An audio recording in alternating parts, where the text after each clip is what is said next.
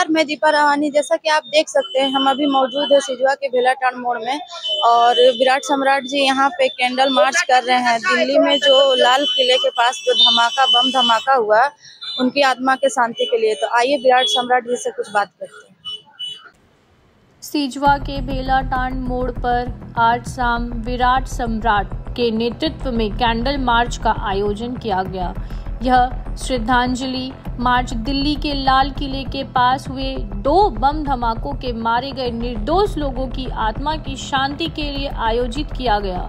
मौके पर बड़ी संख्या में स्थानीय नागरिक, युवा और सामाजिक कार्यकर्ता शामिल हुए। विराट सम्राट ने कहा कि यह कैंडल मार्च देश के उन सभी शहीदों और नागरिकों को समर्पित है जो आतंकवादी घटनाओं में अपनी जान गंवा बैठे। उन्होंने देशवासियों से एकजुट रहने और देश विरोधी ताकतों के खिलाफ आवाज उठाने की अपील की। मार्च के दौरान जय हिंद और वंदे मातरम के नारे गूंजते रहे। कार्यक्रम का समापन 2 मिनट के मौन और दीप प्रज्वलन के साथ किया गया, जहां लोगों ने राष्ट्र की एकता और अमन चैन के लिए प्रार्थना की। आप जो यहाँ पे कैंडल मार्च कर रहे हैं, उसके बारे में कुछ बताइए। सबसे पहली बात तो लोकतंत्र का आप चौथा स्तंभ है। हमारी ओर से आपको ढेर सारी शुभकामना। अगर पत्रकार ना होता तो लोगों तक आवाज नहीं पहुंच पाती।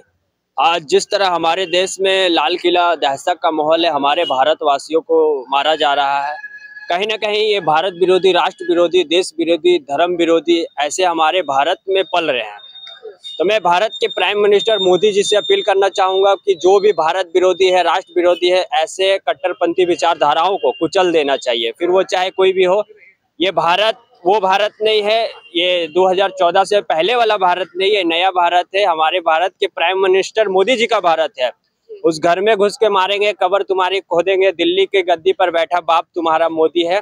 और जिस तरह हमारे देश में दहशत का माहौल किया, आम नागरिक को पहुंचाया। अगर उससे आतंकवादी को लड़ना है तो आर्मी से लड़िए ना, डिफेंस लाइन से लड़िए ना। पीठ पीछे वार आप क्यों करते हैं?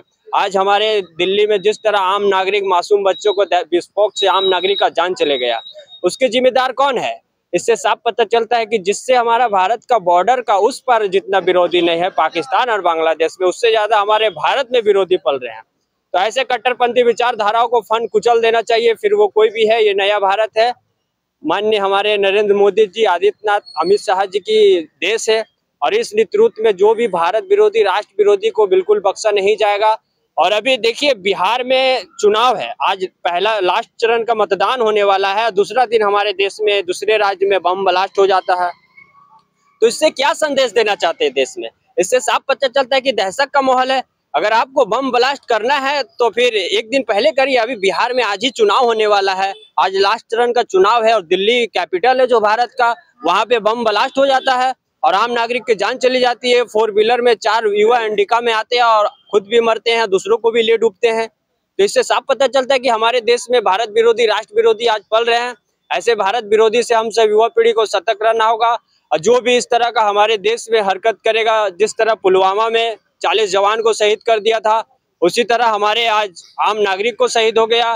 कभी जम्मू कश्मीर में पहलगाम में धर्म पूछ के मारा जाता है। ये क्या है? ये क्या है? ये भारत के नागरिक को डराने का भारत है। तो ये वो भारत नहीं। आज का युवा पीढ़ी किसी से डरने वाला नहीं है, न किसी का माइकल लाल में दम है जो किसी को दबा सकता है। ये भारत आदित्यनाथ योगी जी का है, माननीय हमारे भारत के प्राइम मिनिस्टर मोदी जी का है।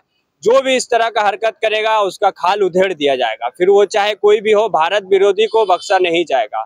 इसीलिए इसी नेतृत्व में हम सब युवा पीढ़ी, पूरे देशवासियों, जितने भी हमारे मनोज भाई हैं और भी हमारे सीनियर सिटीजन के लोग हैं, सभी हम जितने भी इस दुखद घटना में शहीद हुए, उनके घर परिवार के प्रति में हम सब देशवासियों कंधे से कंधा मिलाकर चलेंगे और जब तक सांस रहेगा हम सब युवा पीढ़ी तन मन धन से साथ खड़े रहेंगे।